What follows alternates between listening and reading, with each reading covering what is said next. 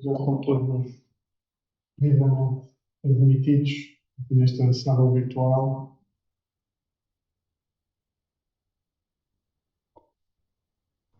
Se calhar dávamos mais 1 ou 2 ou 3 minutos para algum retardatário e começaríamos a ter 2 minutinhos.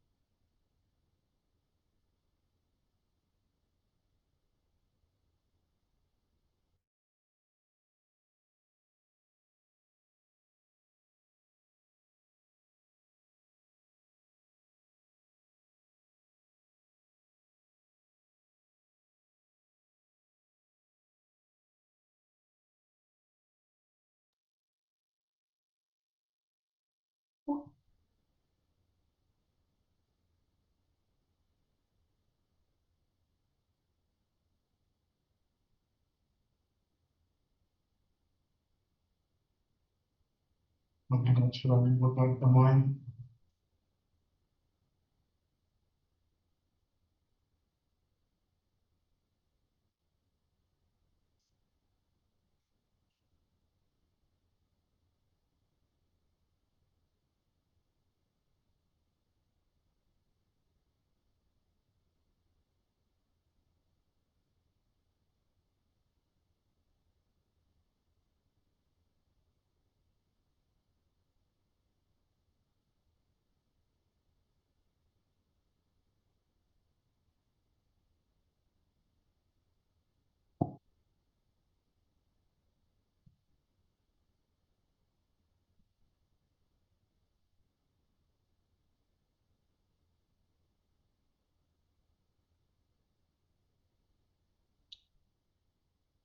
Bom, eu gostaria então que começássemos, admito que já estejamos todos, também, à medida que mais ou menos se for juntando, vamos admitindo a reunião. Uma palavra muito breve e muito rápida para vos dar as boas-vindas, agradecer a vossa disponibilidade e interesse por esta sessão, pela nossa Open Call para os projetos de inovação digital da iCenter, e dar-vos uma perspectiva muito rápida e de alto nível do que é o iCenter, e depois teremos então uma apresentação mais detalhada.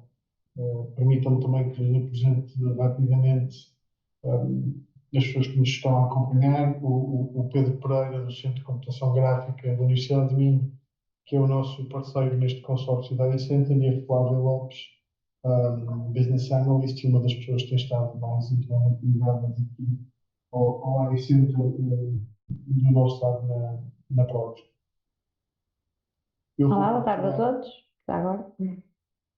Vou aqui partilhar o ecrã. Só uns segundos.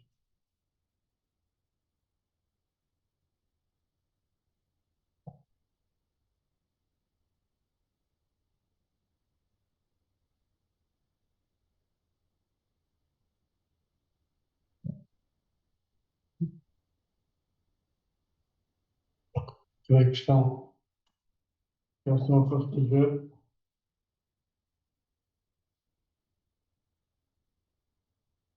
Muito bem. Então, o programa para hoje o que tínhamos no menu para hoje era isto que tiver estas breves palavras de boas-vindas e uma primeira introdução do meu lado, depois uma apresentação pela Flávia e pelo Pedro, da iCenter e de alguns casos de uso, e depois no final teremos tempo para algumas questões e algumas dúvidas que possam surgir, e temos todo o gosto em tentar esclarecer. A iCenter uma testbed do programa da Rede Nacional de Testbeds. Como sabem, as testbeds procuram afirmar como polos de inovação que oferecem às organizações, às empresas, às startups, às PMEs, infraestruturas e capacidade e coaching tecnológico para que possam desenvolver e robustar as suas ofertas digitais, os seus produtos digitais, desenvolvendo novos produtos e serviços e contribuindo para a digitalização da economia portuguesa. O nosso mantra é Sparking, Innovating and Matching, ou seja, criar estas sinergias que permitem trocar ideias, identificar oportunidades, depois colaborar na inovação e no desenvolvimento dos produtos e depois o matching através da disponibilização de um marketplace inteligente para a comercialização dos produtos e das ofertas que forem desenvolvidos com apoio na TestNet. E por isso, nesta fase, neste momento de Sparking, nós disponibilizamos uma equipa altamente qualificada para guiar tecnicamente e um processo de descoberta e de co-criatividade num primeiro momento e depois de acompanhamento técnico, digamos assim, para acelerar o desenvolvimento e a introdução de novos produtos ou serviços no mercado. Na parte do innovating, a parte mais colaborativa, que a iCenter e a TestBed disponibilizam um conjunto de infraestruturas de apoio que são essenciais para o desenvolvimento de software, garantindo qualidade e reduzindo os custos para as PMEs e para as startups, e portanto tem um grande papel além de contributo de mitigação de risco de desenvolvimento de novos produtos e de introdução de novos produtos no mercado. E a parte de matching, que tem a ver, como vos dizia, com o acesso à plataforma iCenter, que é um marketplace powered by inteligência artificial, para facilitar o matchmaking entre estas ofertas, entre os produtos e os serviços que são colocados na plataforma e as necessidades do mercado. Os promotores da TTP são, como vos dizia, a ProEF e o Centro de Computação Gráfica. Do lado da ProEF, as pessoas têm estado mais envolvidas. Sou eu próprio que sou responsável de inovação e ventures na ProEF, a área Next, como lhe chamamos internamente, a Flávia, e depois toda uma equipa de suporte na área das infraestruturas e dos serviços. Do lado do Centro de Computação Gráfica, entre outras pessoas, o Pedro Pereira e Cid Guimarães têm estado envolvido e a acompanhar este projeto. A ProEF está presente em várias geografias, faz este ano, cumpre este ano o quadranteiro de aniversário, 40 anos de história, que nos permitiram alcançar e cobrir hoje em dia cerca de 8 setores de atividade, operando cerca de 21 marcas em diferentes mercados, uma equipa com mais de 20 nacionalidades, quase 1.800 colaboradores e 4.500 técnicos no terreno todos os dias, para garantir que os nossos clientes e as infraestruturas que nós construímos e gerimos para os nossos clientes são operacionais, seja no mercado da energia, seja no setor energético, seja no mercado das telecomunicações. O Centro de Computação Gráfica, e Pedro depois também tem a oportunidade para dar uma palavra de se entender, tem também cerca de 30 anos de existência e de implantação em Portugal. É uma das principais instituições de interface e transferência de tecnologia de investigação aplicada em Portugal, com uma ligação a uma rede internacional de instituições de aplicado também na área da computação gráfica. Temos está sediado na Universidade de Minho, e tem equipas a desenvolver projetos em vários destes temas que aqui hoje vamos discutir e vendo também a amabilidade de nos receber há cerca de um mês e pouco, em Guimarães para o segundo encontro da Rede Nacional de Transparência, onde podemos também, em primeira mão, conhecer algumas das iniciativas do Centro de Computação. Eu partilhava convosco este vídeo sobre o iCenter, sobre a ProEF e o CCG, e no fim continuaríamos a apresentação com a vossa autorização.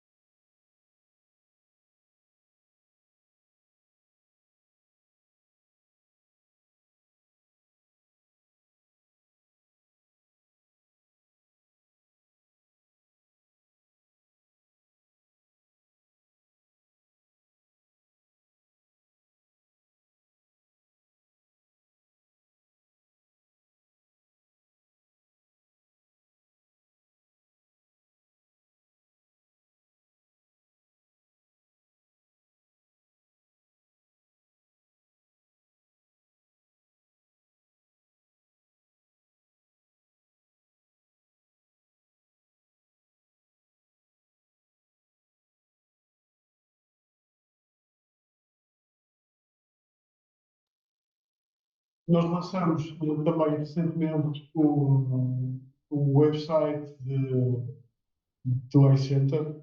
Eu vou tentar, eu vou tentar fazer um assunto que não está ativo. Um segundo.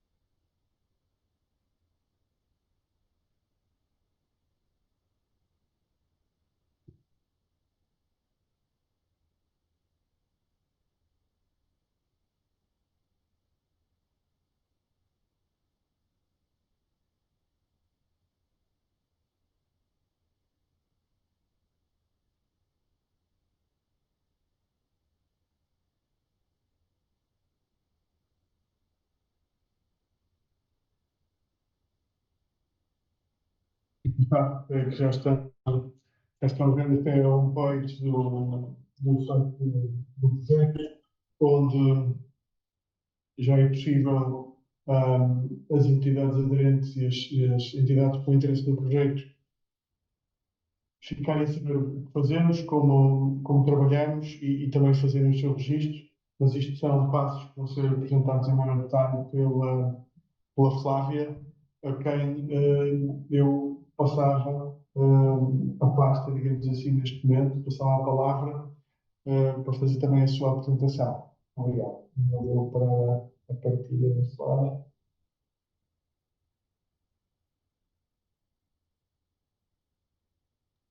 Então, novamente, boa tarde a todos. Espero que já estejam a ver o meu ecrã, suponho que sim.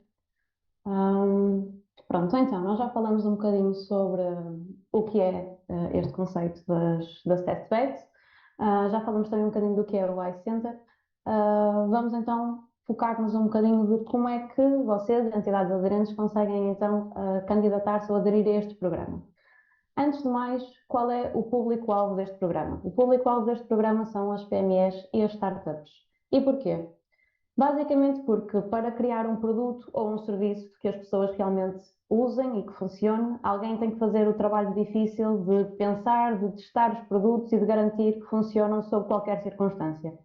Isto não é uma tarefa fácil, é necessário estar consciente da qualidade do sistema, ter a certeza que é seguro, que está protegido, que é duradouro, que é escalável, que é capaz de se adaptar e evoluir à medida que a tecnologia o faz. Isto são enormíssimas variáveis para controlar e isto torna o processo de realmente criar um produto ou um serviço muito difícil. E é especialmente difícil para as empresas que estão menos preparadas para tal, seja porque são empresas pequenas, seja porque são empresas mais recentes. E é por isto que este projeto se destina a este tipo de empresas, para que estas possam trabalhar em conjunto com parceiros que já têm experiência que já têm experiência a criar e a comercializar os produtos ou serviços e que têm as ferramentas e os conhecimentos que são necessários para tal. Mas então, como é que isto funciona? Como já foi falado aqui, basicamente a ideia das test beds é ajudar as empresas a ultrapassar aquele chamado vale da morte, em que uma empresa já tem a ideia de um produto ou de um serviço, já gastaram tempo e recursos a avaliá-lo, a pensá-lo, a prepará-lo, mas agora têm que gastar ainda mais tempo e ainda mais recursos a desenvolvê-lo, a testá-lo e a divulgá-lo, até conseguirem recuperar o seu investimento com a comercialização desse produto ou serviço. E este tempo é realmente crítico para as empresas e é ideal que ele seja reduzido ao mínimo. Então, basicamente, aquilo que nós podemos dizer é que o objetivo das test beds é apoiar o desenvolvimento e testes de produtos e serviços pilotos, acelerando a sua produção, industrialização e comercialização. Então, basicamente, o primeiro passo para conseguirem aderir às test beds é terem um produto piloto. Pronto, basicamente um produto piloto é um produto que já tenha sido pensado, já tenha sido analisado por vocês e que vocês pretendam que seja desenvolvido e ou testado. A partir do momento que têm esse produto, aquilo que devem fazer é dirigirem-se ao nosso site, que o Miguel já aqui mostrou, e que também vão ter, têm em vários eventos e coisas assim o link. E a ideia é irem então a esse site e preencherem a nossa manifestação de interesse. Manifestação de interesse é um formulário muito simples, que já vos vou mostrar de seguida, e em que vocês demonstram que querem então aderir a este projeto. Seguida, com essa informação, com a informação que vocês preencheram, nós internamente vamos avaliar se a vossa empresa ou produto cumprem os requisitos para o projeto. Se cumprirem, então vamos agendar uma reunião convosco para discutir um bocadinho mais a fundo o vosso produto ou o vosso serviço e quais são os objetivos, o que é que vocês pretendem então ao juntarem-se a este programa. Depois disso, então segue-se uma fase de avaliação interna, em que a nossa equipa vai perceber se os serviços que vocês procuram e aqueles que nós vos conseguimos disponibilizar são basicamente os mesmos, e após esta avaliação vamos dar-vos conhecimento da decisão que tomamos, através, em princípio, de um e-mail a comunicar-vos se conseguimos avançar convosco ou se não. Pronto, o formulário, como eu vos estava a dizer, é muito simples, é este aqui que podem encontrar no nosso site. Basicamente é só clicar no botão aderir. Este botão de aderir está em muitos sítios ao longo do site, nas várias páginas, portanto não devem ter dificuldade a encontrá-lo. E como podem ver, é um formulário muito pouco extenso. Vocês só precisam de colocar as vossas informações de contacto, alguma informação sobre a empresa, sobre o produto ou o serviço que pretendem desenvolver e pouco mais. Pronto, basicamente o conceito e a forma de adesão é esta. Se tiverem ficado com algumas dúvidas, nós no final da sessão também vamos ter um momento de Q&A para tirarem essas dúvidas, mas adicionalmente nós temos também organizado e participado em alguns eventos para divulgar este projeto e para disseminar junto do maior número de pessoas e, portanto, se tiverem alguma dúvida ou se quiserem conhecer um bocadinho mais este projeto, podem também procurar os nossos eventos. Estes são alguns daqueles que nós já participamos. Participamos neste Beyond Values and Variables em Guimarães e participamos também no segundo Encontro Nacional de Testbeds, que como o Miguel também já tinha referido. E com certeza existirão muitos mais para além destes, portanto fiquem atentos e às nossas redes sociais nós também vamos divulgando as coisas. Pronto, e só uma mensagem final de não deixem de se juntar a nós neste projeto e não deixem de fazer este caminho da transformação digital, porque é de facto o caminho certo. Passo então a palavra ao Pedro Teixeira, Pedro Pereira, que vos vai explicar melhor estes serviços, ou alguns destes serviços, para que vocês também fiquem com uma ideia do que é que nós conseguimos fazer. Boa tarde a todos. Obrigado, Flávia. Vou iniciar a minha partilha de ecrã.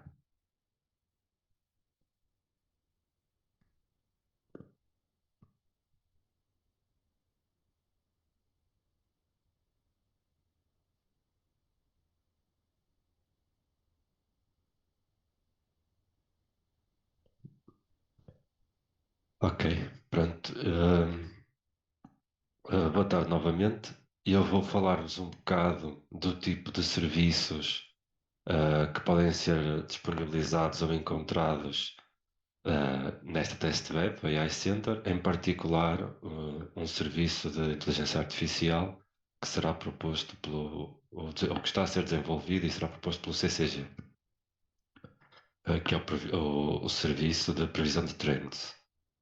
Para dar um bocado de contexto, hoje em dia todas as organizações e empresas geram elevadas quantidades de dados, alguns desses dados num formato de séries temporais, ou seja, um conjunto de valores que são recolhidos ao longo do tempo, que têm uma ordem temporal, e essa ordem temporal tem influência nos valores futuros.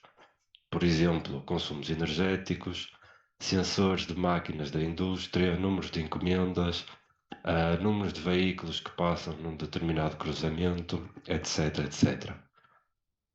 Armazenar estes dados em bruto é custoso, não tendo qualquer análise, não há benefício para as empresas e acaba por ser um desperdício de recursos.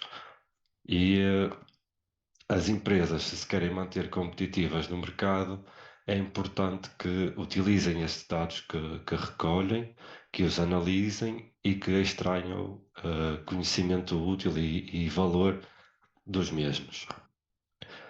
Pronto, neste contexto há duas formas de extrair valor de conjuntos de dados.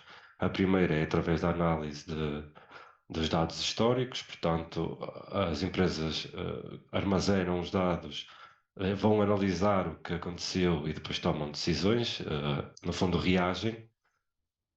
Por exemplo, uma empresa que tenha encomendas, se tiver um elevado número de encomendas, pode levar a uma ruptura de estoque. A análise de dados históricos vai permitir saber que neste momento ou no passado teve uma ruptura de estoque. O segundo tipo de análise de dados é a antecipação ou previsão de eventos futuros. No mesmo exemplo da ruptura de estoque, é antecipadamente prever que isso vai acontecer e agir antes que aconteça, portanto, tendo uma atitude proativa. Pronto, o foco desta apresentação, ou da minha apresentação, é este: é a antecipação de eventos futuros, é extrair valor dos dados para conseguirmos ter atitudes proativas, e isso implica a utilização de ferramentas de inteligência artificial. Há vários desafios inerentes a este tipo de ferramentas ou de análise de dados. Por exemplo, é preciso muita experiência e conhecimento na área de inteligência artificial e machine learning e programação e afins para se desenvolverem serviços de previsão, no fundo. Há muitas ferramentas e não há uma que seja perfeita para todos os problemas. E além disso, todos nós ouvimos quase diariamente a falar-se de inteligência artificial nas notícias, na televisão, na rádio, etc. Porque o crescimento atual é gigantesco e é impossível de acompanhar todas as inovações, todas as ferramentas, etc. Pronto, nesse sentido, aquilo que nós propomos, ou o serviço que nós propomos, é um serviço de previsão para dados de séries temporais, um serviço que é agnóstico, ou seja, que tanto pode fazer previsão para consumos energéticos, como para o número de encomendas, etc. Portanto, não é aplicável a um problema único. Disponibilizamos este serviço via API e via interface gráfica, de forma a que não seja necessário o utilizador final ter estes conhecimentos na área de inteligência artificial. Eu trago um pequeno demonstrador de como funciona este serviço e como poderá depois ser integrado para diferentes propósitos. Eu vou passar a apresentar aqui o vídeo. Portanto, o serviço é composto, ou a interface gráfica é composta por uma primeira página de autenticação, de login, que será fornecida assim que se adquirir o serviço. Uma segunda página introdutória que explica quais são os passos, no fundo, para gerar estas previsões, para utilizar a inteligência artificial para nos dar informações úteis para a tomada de decisão. Uma página onde carregamos um conjunto de dados. Neste caso em particular, estou a apresentar um conjunto de dados sobre consumos energéticos em edifícios nos Estados Unidos, portanto, é um conjunto de dados público, só para efeitos de demonstração. Atualmente, a página permite carregar dados no formato de Excel, mas nós pretendemos expandir isto para diferentes formatos de dados. Temos depois uma terceira página de visualização da informação, onde conseguimos aplicar alguns filtros temporais e, no fundo, ter uma noção daquilo que são as tendências, neste caso em particular dos consumos energéticos. Podemos ver estes consumos são recolhidos numa base horária e, no fundo, no final, a página final é a página onde nós conseguimos prever os valores futuros desta série temporal. Eu trago dois exemplos. O primeiro exemplo prevê numa cadência horária Recording in progress. para as próximas 72 horas, quais serão os consumos energéticos, neste caso da minha entidade.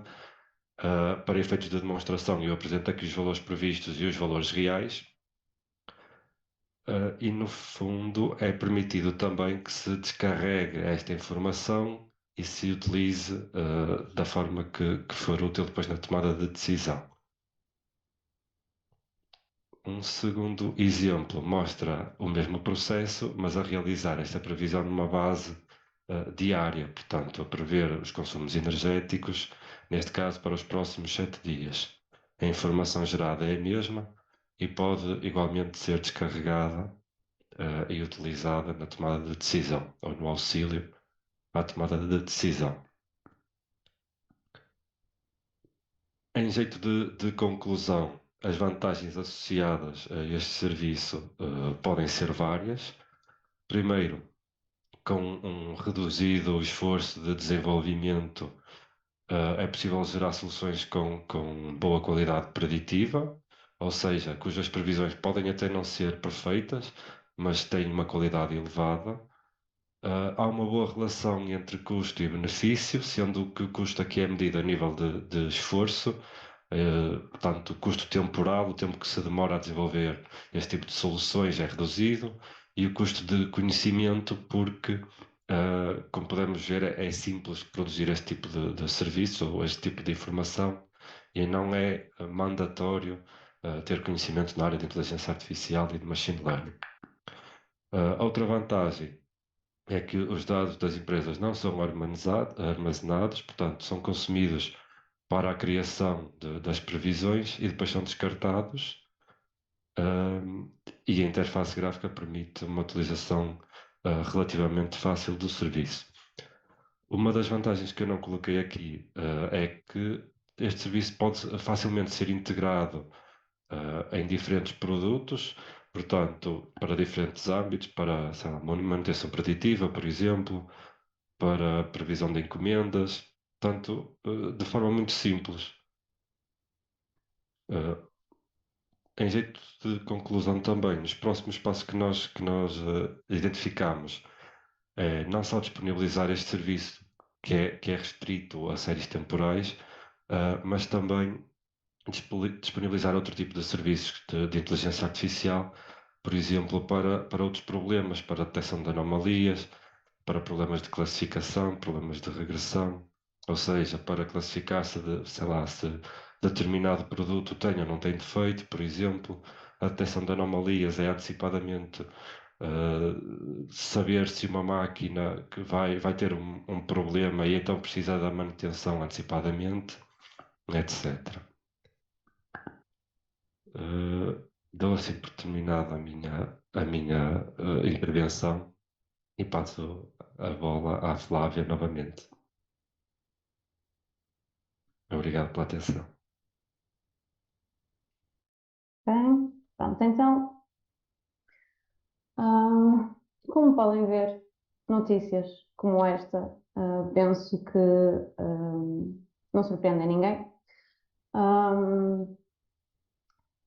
Portanto, isto é comum, já se devem ter cruzado com imensas notícias destas. Aliás, suponho que se cruzem cada vez mais com notícias destas, de ciberataques, de empresas que são conhecidas, empresas que se calhar já foram algumas das vossas, portanto, isto tem sido constante e tem aumentado até em termos de vezes que acontece. Portanto, não é por acaso que os ciberataques são a maior preocupação das empresas portuguesas, ou pelo menos eram em 2023, e eu suponho que a tendência não vai inverter. Na verdade, há uma data de tipos de ciberataque e há vários meios para os executar. Mas talvez um dos mais conhecidos, pelo menos aquele que nos faz mais sentido abordar aqui, é o human hacking.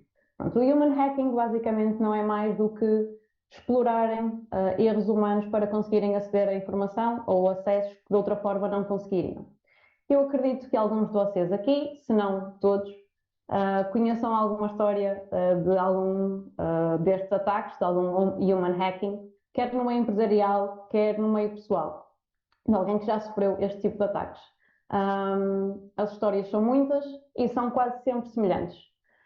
Alguém que inseriu os dados pessoais num local onde não devia, alguém que partilhou a password com outra pessoa ou que tinha uma password tão fraca que era muito fácil de adivinhar, ou até aquele alguém que tem a password escrita num post-it por baixo do computador. Pronto. E, portanto, essas situações acontecem muito mais vezes do que aquelas que vocês possam imaginar. E nós, se calhar, do nosso lado até pensamos, se calhar podiam ter um bocadinho mais de cuidado. Mas pensem nisto. Isto não vos é familiar. Vocês entram num site e o site pede-vos a password e vocês pensam, mas eu agora sei lá qual é que foi a password que eu coloquei aqui, nem sei qual eram as validações que este site em específico me pedia. E depois entram noutro site ou noutra aplicação e lá aparece outro formulário de autenticação e aparecem os mesmos problemas. E depois, para além deste problema das passwords, as passwords expiram e vem outro problema do... Então, mas e agora que palavra passe é que eu vou colocar? Como é que eu vou mudar esta password? E depois, se calhar, acontece aqueles casos de ok, se calhar vou manter a mesma password, mas acrescento um asterisco ou acrescento um underscore. Eu acredito que isto seja bastante familiar. Pronto, isto é um problema de gestão de acessos. Este e todos os outros que eu vos vou mostrar aqui. Basicamente, estes temas que falamos dos múltiplos formulários para se autenticarem em diferentes aplicações, de terem imensas passwords para cada aplicação ou sistema. Para além disso, temos ainda a questão de ser difícil, mesmo para as pessoas de IT ou para quem gera esta parte dos acessos, de conseguir dar acesso às diferentes aplicações, de conseguir dar acesso aos diferentes produtos que vocês têm. Dão acesso de um lado, mas não dão acesso do outro. Dão acesso a uma aplicação, mas esquecem-se da outra. Depois, para além das permissões estarem todas dadas, alguém muda de cargo, alguém muda de função e é preciso atualizar todas estas permissões. Isto é um processo manual e é um processo que demora e é um processo que dá trabalho. Além disso, depois há aquele problema de, mas então e quem é que tem acesso? A que informação é que tem acesso? Como é que eu consigo ver todas as aplicações? Como é que eu sei este utilizador, onde é que ele consegue entrar, o que é que ele consegue ver? E não é possível. E para além disso, depois há aquelas questões das regulamentações de segurança que requerem um controlo rigoroso sobre quem tem acesso ao quê, e isso já só se consegue com uma revisão de dados periódica, com auditorias, e isto aumenta ainda mais a complexidade desta gestão de acessos. E para além do pesadelo administrativo que é gerir isto tudo e do desespero dos utilizadores com o tempo que perdem a preencherem estes formulários, a saberem quais são as passwords que estão a falar, que é que têm que inserir naquele formulário, para além de tudo isto, é por causa disso que surgem os erros. E os erros surgem de muitas formas. Um utilizador que não conseguia gerir tantas passwords e então decidiu escrevê-las todas num fecheiro do Word, ou um colaborador que saiu da empresa e que por lapso nunca foi apagado o seu acesso a uma das aplicações, uma das muitas aplicações. E isto leva a ciberataques e isto leva a fugas de informação. E, portanto, isto é um pesadelo para o IT e para a segurança de todas as empresas. Mas então, o que é que nós podemos fazer para dar a volta a esta situação? E aí é parte dos serviços de gestão e controle de acesso, e é aqui que estas ferramentas entram para nos auxiliar. Basicamente, estas soluções oferecem uma maneira eficiente e uma maneira segura de gerir as identidades e os acessos em sistemas digitais.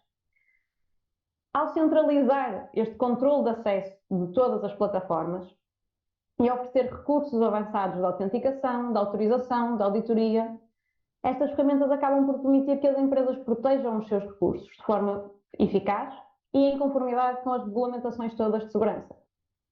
Portanto, esta imagem que eu aqui coloquei deve ser familiar. Já devem ter-se cruzado com ela várias vezes, com estas opções de fazer login de outras formas. E é isto basicamente que é o controle de acessos. Basicamente a ideia é vocês conseguem entrar em várias plataformas com um só utilizador, com uma só página.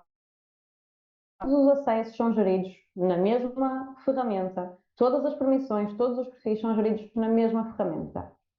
As políticas de acesso estão no mesmo sítio. E isto permite diminuir o risco de erros e, portanto, o risco de ciberataques.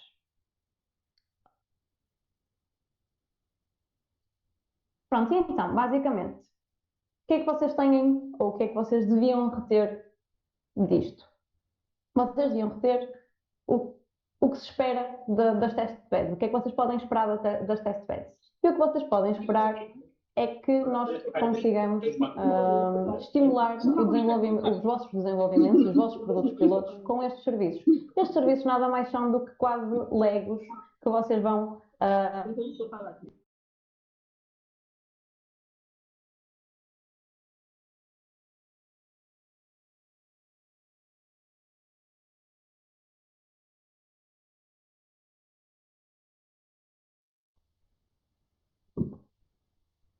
desculpem. Tivemos um problema técnico, que é ótimo quando se fala de IT, mas pronto, penso que já devem estar a ver de novo o meu ecrã, espero que sim.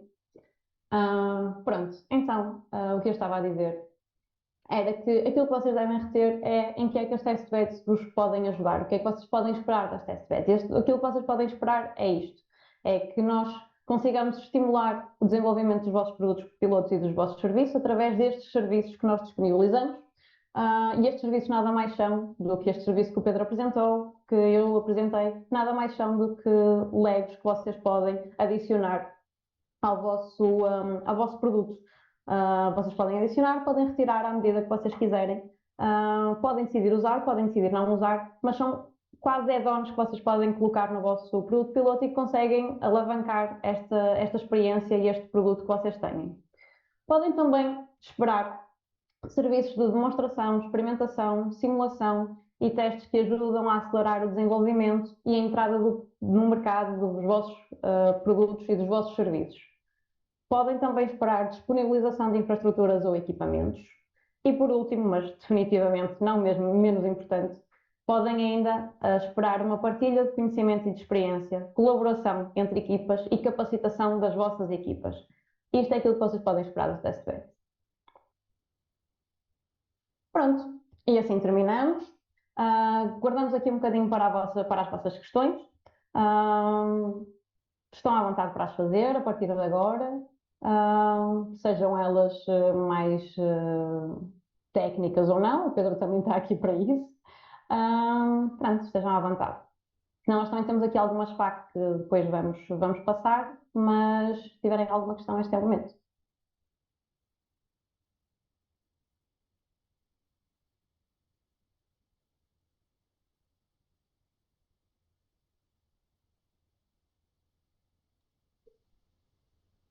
Queria que a integração, uma questão que eles levantasse a mão e depois aqui a Fábio também ia dando a palavra.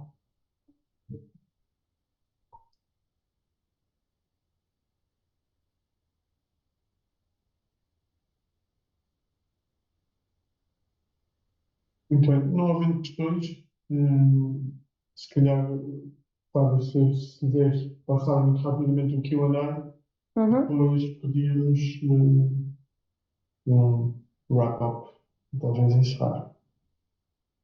Pronto, então, umas perguntas rápidas a quem é que isto se destina, tal como eu tinha falado antes, basicamente a startups e PMEs, porque de facto são este tipo de empresas que faz sentido apoiar e é para este tipo de empresas que nós, enquanto empresa maior e enquanto empresa com experiência, conseguimos adicionar coisas e conseguimos ajudar em alguma coisa, portanto é estas que faz sentido. Como é que podem aderir? Mais uma vez, podem visitar o nosso site, tem aqui o link, e lá vão encontrar vários botões com aderir. Também tem esta clara imagem de como é que isto funciona. Basicamente, vocês preenchem um formulário, nós avaliamos internamente esse formulário e percebemos conseguimos, se vale a pena continuarmos ou não, ou seja, se os vossos produtos, se o produto que vocês descreveram no formulário, se a vossa empresa cumpre os requisitos todos. Se cumprir, marcarmos uma reunião convosco para falarmos um bocadinho mais sobre o assunto, sobre os vossos objetivos, o que é que vocês pretendem com este programa, e depois fazermos uma avaliação interna para ver se aquilo que vocês pretendem e aquilo que nós temos fazem um match para vos conseguirmos ajudar, porque não faz sentido avançarmos se não vos conseguimos acrescentar alguma coisa. Por último, depois desta avaliação, nós deixamos-vos saber da nossa decisão através de um e-mail, em princípio, a dizer se conseguimos avançar ou se não. Pronto. Qual é que é o objetivo do programa? Tal como vos tinha explicado, é basicamente apoiar startups e PMEs a conseguirem desenvolver mais rapidamente os vossos produtos, os vossos serviços, não ficarem perdidos no chamado vale da morte, em que há muito investimento, há pouco retorno financeiro e, portanto, a nossa ideia é que o vosso investimento não tenha que ser tão grande, porque podem confiar nos nossos serviços e nas nossas infraestruturas para usarem para fazer os vossos testes e para fazer o desenvolvimento do vosso produto. Porquê é que se deve recorrer à testbed? Por causa das infraestruturas, como eu já falei, de apoio ao desenvolvimento de software, porque temos serviços tecnológicos de ponta, como já conseguiram ver também na apresentação do Pedro, e porque garantimos o acompanhamento por parte de uma equipa altamente especializada. Temos muita experiência, temos muitos anos, as empresas têm muita experiência, portanto, com certeza os conseguimos ajudar. Pronto, desta forma asseguramos a qualidade da solução.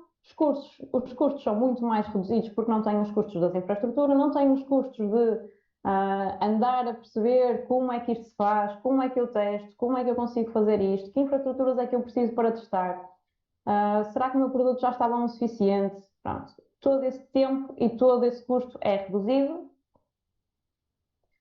e, portanto, isto resulta numa aceleração dos produtos no mercado e, consequentemente, em termos conseguirmos comercializar o produto e termos retorno financeiro muito mais rapidamente. Quais são então as condições de elegibilidade? Tem que ser uma startup ou uma PME que esteja estabelecida em Portugal, têm que ter um produto ou um serviço piloto já em mente, para nós de facto conseguirmos avançar com esse produto, e o produto tem que estar em condições de atingir o TRL 5 no final do processo. O TRL vocês podem depois pesquisar mais à frente, mas basicamente é um nível de prontidão da tecnologia, é uma métrica em que avalia basicamente a maturidade técnica de uma determinada tecnologia. E o TRL 5 é basicamente a tecnologia tem que estar validada num ambiente relevante. Pronto, isto é o TRL 5 e no final deste processo o vosso produto ou serviço tem que estar pelo menos no TRL 5. Pronto, podem aceder ao website, ele já está disponível no link que nós mostramos anteriormente. Podem, se tiverem alguma dúvida, podem usar aquele mesmo formulário de adesão para falarem connosco e podem usar também estes fóruns, estes eventos e pronto.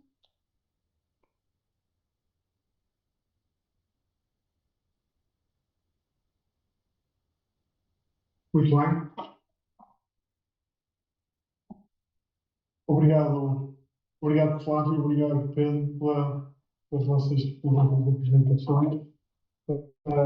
Obrigado a todos pela vossa presença e pela disponibilidade para ficar a saber e conhecer um bocadinho mais o iCenter. Nós vamos cruzando, nós estamos diariamente aqui deste lado, à distância de um cinema ou um clique, houve uma mensagem para vos ajudar e para tentar colaborar. Eu agradecia a todos os que estiveram envolvidos na preparação desta sessão e agradecer também muito em particular ao Miguel Matos, da estrutura de lição Recuperar Portugal, que conseguiu ter o seu calendário e a sua agenda para poder estar um bocadinho connosco aqui hoje. Deixo mais uma vez, e deixar aqui deste lado um grande abraço e até breve a todos.